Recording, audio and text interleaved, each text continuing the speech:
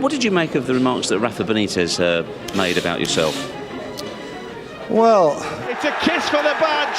It's a kiss for the camera. And we went on the same journey with Julia and Benitez, where it was like getting better every season. We were that close, and then for whatever reason, it just seemed to fall apart. you said you were calm, and you are calm, and you were quite consistent in all your press conferences, but the one where you lost your... No, I didn't lose anything. You couldn't go for the best players because financially you didn't have the money, or you couldn't attract the players to come to Liverpool. 27,000 people in the stadium, they could see the incidents, and 3 people, they couldn't see the incidents. Okay, which incidents? He built a team that could finally beat Ferguson's United, a team of structure, belief and brilliance. But when Rafa Benitez went to war, he discovered his real enemies weren't across Manchester, they were inside Anfield. This is the story of a manager who built a near-perfect team and then watched it fall apart under the weight of obsession, politics and chaos. Rafa Benitez, congratulations, your first trophy at Liverpool, and it's the big one. Thank you. When Rafael Benitez arrived at Liverpool in 2004, he wasn't there to entertain, he was there to organise. While others spoke of passion and power, Rafa spoke of space, structure and systems. Every run had purpose, every pass, a pattern, every move, a calculation. In his first season, he did the impossible. He conquered Europe. Istanbul became a myth, a night of madness and miracles. But beneath the chaos of that comeback was Rafa's fingerprint, tactical precision and quiet control. Liverpool had been reborn, and for the first time in decades, the club had something it hadn't felt since the dynasty years, a sense of direction. Rafa wasn't a manager who inspired with words, he inspired with method.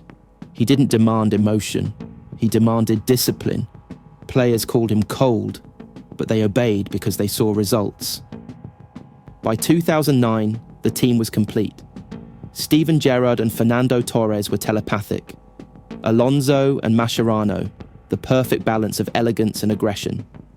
Carragher, Reina, Kaut, soldiers of structure. Liverpool didn't just play well. They controlled games. They went to Old Trafford and Stamford Bridge and outthought giants. Every match felt like a lesson in precision. The fans believed again. Anfield roared like it was the 1980s. The title, that unreachable dream, finally felt within reach. But beneath that perfection, the foundations were cracking. In the boardroom, chaos reigned. American owners Tom Hicks and George Gillett were at war with each other. Emails leaked, promises broken, lies piling up. Internal meetings poisoned by politics. And Rafa, he felt the walls closing in. He wasn't just managing a football team, he was managing a civil war. Rafa's instinct was control. If everything around him was breaking, he'd hold tighter. He wanted control over transfers, over fitness schedules, over media statements, every detail, every inch. But the tighter he gripped, the more things slipped. Whispers of frustration spread through Melwood. Rafa's empire, built on order, was now held together by fear and obsession, and the storm was only beginning. By January 2009, Liverpool were top of the table. The city dared to dream. Ferguson's United were chasing, relentless, ruthless, but Liverpool looked ready to last the distance. Then came the contract disputes, the ownership chaos, and the endless media noise. Rafa, a man of logic, began to feel powerless. He saw patterns turning into panic, refereeing decisions going against them. United's influence over officials, over fixtures. The paranoia wasn't unfounded, and then one Friday, it all broke. I have to talk about facts, because I think it's important. He listed every advantage United were given, every time Ferguson pressured referees, every delay, every favour, every injustice. It wasn't rage, it was control, or at least the illusion of it. He wasn't shouting, he was proving. But to the outside world, it looked like madness. The calm, clinical Rafa had turned emotional. And in England, Emotion was weakness. The headlines wrote themselves. Rafa hadn't lost his mind. He'd lost his patience. He wasn't fighting Ferguson that day. He was fighting the chaos within his own club, the ownership lies, the lack of backing, the loneliness of leadership. But perception is power, and Ferguson understood that better than anyone.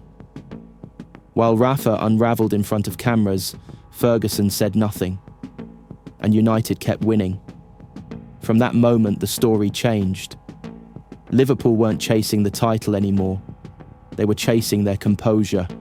It is a day to make the late great Bill Shankly and Bob Paisley proud. To their credit, Liverpool fought back. They beat Real Madrid 4-0 in Europe, then went to Old Trafford and humiliated Ferguson's United. For a moment, it felt like the war was back in their hands, and Anfield dared to believe again. But belief doesn't heal wounds. The damage wasn't tactical, it was psychological. Inside the club, divisions deepened. Alonso, tired of being undervalued and almost replaced by Gareth Barry, began to drift. Mascherano grew restless. The players still respected him, but the spark was fading. Ferguson had turned the season into a test of will, and Rafa, for all his brilliance, was breaking under the strain. When the dust settled, United were champions again. Liverpool had the best record against the top four, the most goals scored, the fewest losses, but too many draws.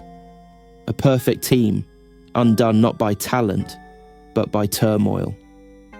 And Rafa, he wasn't seen as a genius anymore. He was seen as a man who'd lost control. The war inside the club only worsened. Hicks and Gillett's feud bled money and morale. Debt spiralled. Meetings turned into shouting matches. Liverpool, once European champions and title challengers, were drowning in chaos again. And the man who once made them dream was branded difficult, demanding, distant. But beneath it all was something deeper. Rafa Benítez hadn't changed. He was still the same man who turned belief into structure, who outthought giants, who built greatness from turmoil. Only this time, the turmoil consumed him. Rafa Benítez didn't just miss out on a title. He watched the structure he trusted collapse around him. He wasn't beaten by Ferguson's tactics. He was beaten by the instability that turned every week into a battle he couldn't control. Those facts weren't a meltdown. They were the reaction of a manager trying to stay logical while the club behind him fell into chaos. In this sport, teams survive pressure, but they don't survive division. Liverpool were good enough to win the league, but not protected well enough to finish the job. In the end, the season didn't fall apart because the players weren't ready. It fell apart because the club never gave them a chance to breathe. Thank you for watching the video. If you did enjoy it, please be sure to subscribe, and I'll see you in the next one.